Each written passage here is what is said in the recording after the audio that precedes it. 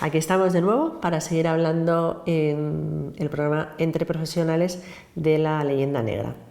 De la leyenda negra, de la actuación de España en América. Y ahora quiero entrar en un tema que es lo que sustenta toda la realidad América y lo que de alguna manera desdice de ese relato interesado y propagandístico que se ha creado, que es la condición jurídica de los nativos americanos cuando se incorporan a la monarquía hispánica. Y esto tenemos que tenerlo muy claro, porque no podemos hablar solo de teorías, no es un tema ideológico, no es un tema de... No, vamos a hablar de cuál es la consideración jurídica que tuvieron los habitantes de aquellos territorios que se incorporan a España. Y aquí nos tenemos que remontar o tenemos que poner las bases claramente en una persona. Es decir, es verdad que hay personas que cambian el mundo, pues ha habido una persona que ha cambiado el mundo, que ha cambiado la concepción de la historia, que ha cambiado la manera de gobernar, y esa persona es Isabel la Católica. Hace poco en unas jornadas leía en una exposición de paneles que había que Isabel la Católica fue la mujer más importante de las Indias sin haberlas pisado nunca. Y es que es así. Si Colón, cuando propone su viaje, cuando después se va dando cuenta de que aquello no es solo un camino hacia el oriente, hubiera estado trabajando para otro gobernante o para otro país, posiblemente las cosas en América no hubieran sido así, ¿no? Entonces creo que es esencial volver al año 1492. 1492, que en la historia de España tiene, digamos, resonancias muy importantes en cuanto a la construcción de lo que es la nación moderna, ¿no? Y en esa construcción tiene un papel clave Isabel la Católica. Isabel había, como reina de Castilla, porque recordemos que Isabel es reina de Castilla, su esposo Fernando es rey de Aragón, entre los dos han estado trazando un plan para construir un Estado moderno que legar a sus descendientes. Sus descendientes serán los reyes, aunque sean reyes de Castilla, de Aragón, etcétera, etcétera, pero ya es algo que es un conglomerado que tiene un nombre, ¿no? Que es la monarquía hispánica. Bueno, pues cuando Isabel autoriza la marcha de Colón, la idea es que van a llegar al oriente, que van a encontrar una ruta nueva hacia las Islas de las Especias, que no van a pasar por territorios portugueses o por los mares portugueses, porque así había sido establecido el Tratado de Tordesillas. Entonces, ese año, el año en que los reyes católicos firman con Colón las capitulaciones de Santa Fe, estamos todos acostumbrados a hablar de las capitulaciones de Santa Fe, el año 1492, en las que a Colón se le dan una serie de prerrogativas siempre y cuando alcance aquellos territorios del oriente de los que van a venir las especias, las sedas, etc., ¿no? ¿Y por qué capitulaciones de Santa Fe? ¿Por qué se firman en Santa Fe? Porque ahí acaba de culminar la Reconquista. Santa Fe es esa ciudad de adobe que construyen los reyes católicos, que es digamos una forma de visibilizar que ellos no se mueven hasta que no caiga Granada, hasta que Granada sea un reino más de la monarquía cristiana. Por eso es muy significativo, ¿no?, que en esa misma ciudad de Santa Fe, que de algún modo tiene esa resonancia de una España unida bajo el catolicismo, se firmen las capitulaciones con Cristóbal Colón. Cristóbal Colón emprende este viaje, y es verdad que también hay un tema que a mí me gusta señalar, y es que igual que no podemos defender de manera racional la leyenda negra porque no se sostiene, tampoco debemos caer en leyendas doradas ni en leyendas rosas, porque estaríamos mintiendo. Hay hechos positivos, hay hechos menos positivos en la actuación de España, en concreto en la actuación de España en América, pero si hacemos una valoración global, a mi juicio, desde luego pesa mucho más lo positivo, pero no podemos esconder que hubo otra serie de elementos, ¿no?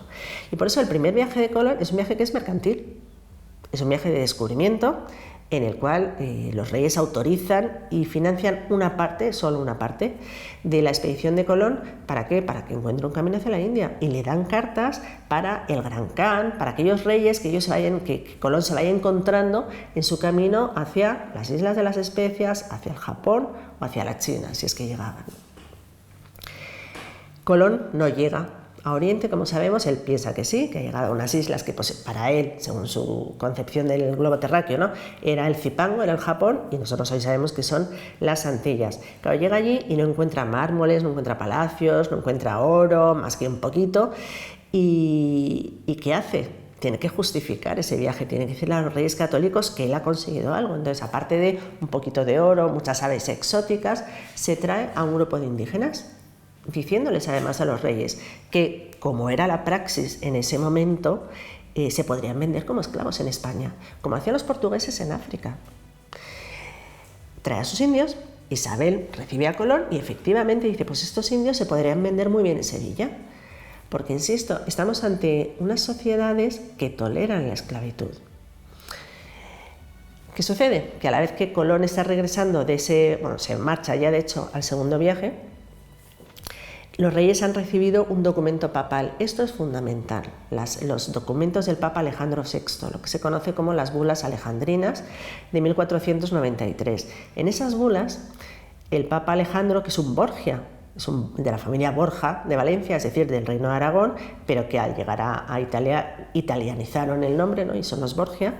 Alejandro VI, siguiendo además una práctica que era habitual en otros pontificados, otorga a los reyes católicos, sobre todo para dejar muy claro cuál sería el territorio de expansión de los castellanos y cuál sería el de los portugueses, la capacidad de navegar y de comerciar en exclusividad con esos pueblos, siempre y cuando los reyes católicos asumieran la evangelización de aquellos territorios. Esto es muy interesante, porque es una realidad que se daba, pero también es una realidad que podría ser utilizada para justificar algo y luego olvidarse de ellos, ¿no? Hay una doctrina que nunca jamás ha sido doctrina oficial de la Iglesia, pero que era una práctica de aquel momento, que era la teocracia pontificia. Eso es lo que justifica la existencia de las bulas alejandrinas, igual que ha habido otras bulas para Portugal. Y es, ¿qué pinta el Papa en todo esto, ¿no? Bueno, pues esa teoría, que insisto, nunca ha sido doctrina oficial de la Iglesia, de la teocracia pontificia es: Cristo dejó al mundo a sus apóstoles y les dijo, id y predicad el Evangelio por todas las tierras, ¿no? Y a todas las criaturas. El sucesor de Cristo es el Papa. El primado se lo dio a Pedro y a sus sucesores, ¿no? Y el Papa, por lo tanto, es la única autoridad por encima de lo que entonces se llamaban los príncipes cristianos, ¿no? los gobernantes cristianos, para conceder territorios de evangelización. Y por eso se entienden las bulas alejandrinas. Por eso se entiende que diga, este territorio va a ser exclusivo para el comercio de los castellanos siempre y cuando los castellanos se comprometan a su evangelización. La teocracia pontificia muy pronto fue cuestionada. En la propia España, Francisco de Vitoria dijo que eso no tenía ningún sentido, que el Papa tiene poder espiritual, pero no temporal. Ahora bien, en 1492 sí existía esa posibilidad. Y entonces, cuando se pone en marcha el segundo viaje de Colón, ahí llevan misioneros. Ahí llevan además personas, colonos, para poblar aquellos territorios. Y con esos pobladores, con esos nuevos pobladores, van a llegar los primeros misioneros. Entonces, claro, la reina piensa, a ver, en el mundo católico no esclavizamos. Es verdad que se toleraba los esclavos procedentes de África, los infieles, ¿no? Como se les llamaba en aquel momento. Pero Isabel piensa, a ver, si toda esta gente que habita aquellos territorios yo la voy a incorporar a la Iglesia Católica, quizá no tengo derecho a esclavizarlos. Entonces monta una junta, organiza una junta que estudie si España podía esclavizar, tenía derecho a esclavizar a aquellos pobladores. Esa junta tardará un poquito en tomar una decisión, pero finalmente la determinación es no. Son personas que van a incorporarse a la Iglesia Católica y por lo tanto no se les va a esclavizar. Entonces Isabel, por eso decía que es la mujer más importante de las Indias sin haberlas pesado nunca, Isabel deja claro desde prácticamente el principio que aquellos pobladores son seres humanos. Había quien lo cuestionaba por interés propio. Decía, no, son medio animales, entonces que me sirvan a mí de animales de carga. No, Isabel dice, son seres humanos. Son, por lo tanto, capaces de recibir la doctrina católica. Tienen racionalidad suficiente para recibir la evangelización. Y, por lo tanto, yo no voy a esclavizarlos. Entonces, sienta así las bases de lo que va a ser la condición jurídica del indio durante todo el tiempo de la monarquía hispánica en América, que son súbditos libres de la corona castellana. súbditos libres, comparables a los campesinos de Castilla, a los ganaderos de Castilla, a los pescadores. Es decir, súbditos libres que tienen una serie de derechos y una serie de obligaciones. Tienen que trabajar, tienen que tributar, pero en ningún caso pueden ser esclavizados. Y esa es la praxis que pone en marcha Isabel la Católica. Esta es la praxis que deben cumplir todos aquellos dirigentes, todos aquellos colonos, gobernantes que vayan a América. Son las pautas que les marca la corona. Luego se podrán obedecer o no. Es como todo en la vida, ¿no? O sea, todos los estados, todas las naciones del mundo tienen unos códigos legales. Si se cumplen, todo va bien; si no se cumplen, hay un castigo. Bueno, pues, pero hay que establecer una base. Y esa base jurídica fue tremendamente garantista para las poblaciones indígenas. Y esa base la pone en marcha Isabel la Católica.